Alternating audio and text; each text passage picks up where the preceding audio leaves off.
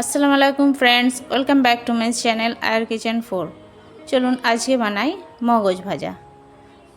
মগজ ভাজা বানানোর জন্য আমি দুটো মগজ নিয়ে তাকে ভালো করে পরিষ্কার করে ধুয়ে ছোট ছোট সাইজের কেটে নিয়েছি। এবার এটাকে ফ্রাই করার জন্য আমি কড়াতে তেল দিয়ে দিচ্ছি। আমি সরষের তেল ইউজ করেছি, আপনারা রিফাইন তেলেও এটাকে ফ্রাই করতে পারেন। এবার 4টে বড় সাইজের পেঁয়াজকে আমি কুচি কুচি করে কেটে নিয়েছি। এবার সেটাকে আমি এতে ফ্রাই করব।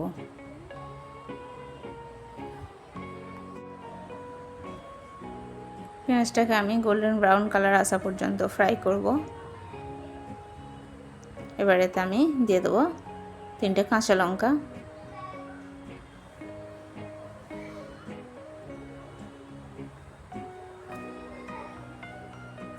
পেঁয়াজটা আমার ব্রাউন কালার হয়ে গেছে। এবার এতে আমি দিয়ে দেবো 1 চামচ আদা বাটা, 1 চামচ রসুন বাটা। এবার এটাকে আমি নেড়ে নিয়ে এতে মশলা অ্যাড করব।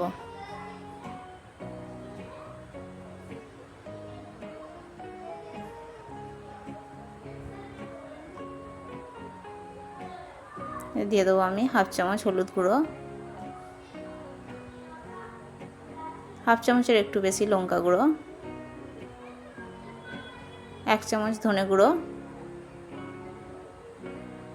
আর 1/2 চামচের একটু বেশি জিরে গুঁড়ো। এবার এটাকে নেড়ে নিয়ে এতে আমি দিয়ে দেবো সেই কেটে রাখা মগজটাকে। এবার এটাকে আমি ভালো করে মিক্স করে নেব।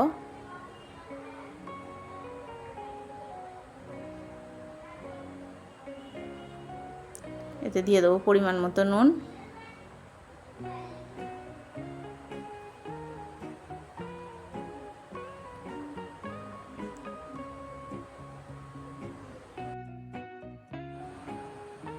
এবার এতে দিয়ে দেবো আমি এলাইচি পাউডার। আমি অল্প পরিমাণে এলাইচি পাউডার দিয়েছি আর লং পাউডারও আমি অল্প পরিমাণেই দিয়েছি। এবার এটাকে আমি নেড়ে নিয়ে এতে একটা ঢাকনা দিয়ে দেবো।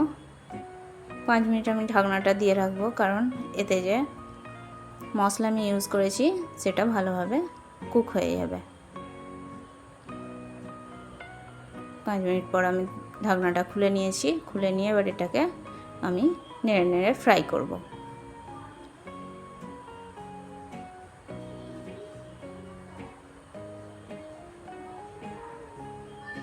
আবারও আমি ঢাকনা দিয়ে দিচ্ছি।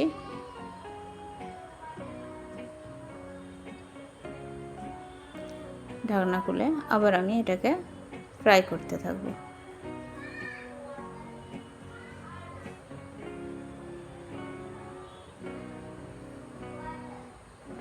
এটাকে এরকম করে নেড়ে নেড়েই ফ্রাই করতে হবে, নাহলে নিচে এটা বসে যাবে আর ফ্রাইটাও ভালো হবে না।